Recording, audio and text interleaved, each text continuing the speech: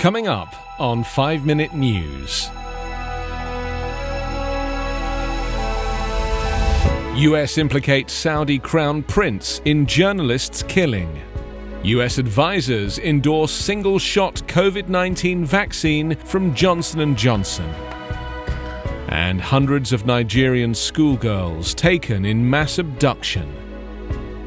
It's Saturday, February 27. I'm Anthony Davis.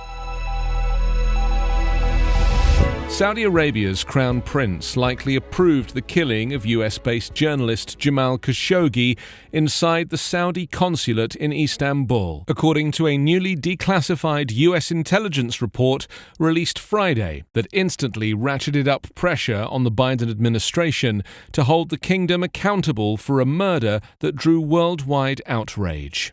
The intelligence findings were long known to many US officials and, even as they remained classified, had been reported with varying degrees of precision, but the public rebuke of Crown Prince Mohammed bin Salman is still a touchstone in US-Saudi relations. It leaves no doubt that as the prince continues in his powerful role and likely ascends to the throne, Americans will forever associate him with the brutal killing of a journalist who promoted democracy and human rights.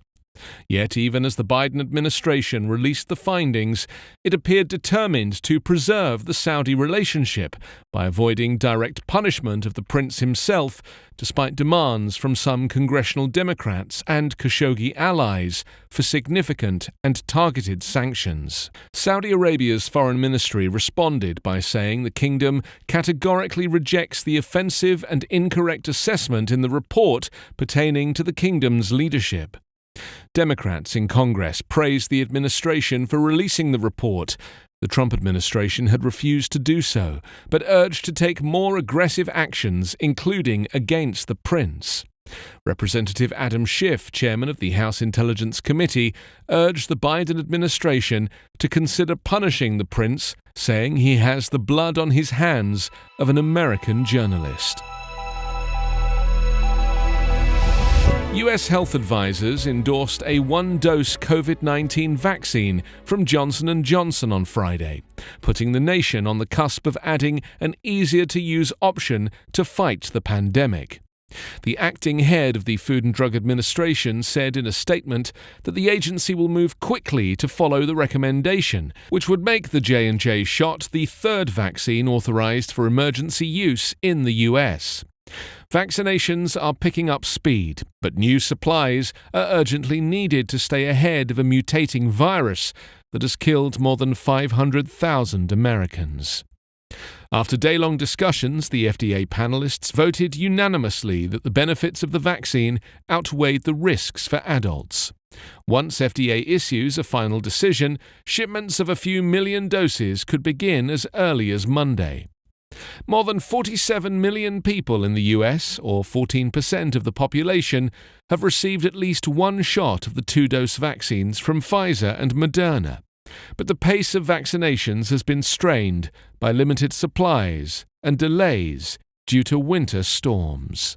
J&J's vaccine protects against the worst effects of COVID-19 after one shot, and it can be stored for up to 3 months at refrigerator temperatures, making it easier to handle than the previous vaccines, which must be frozen.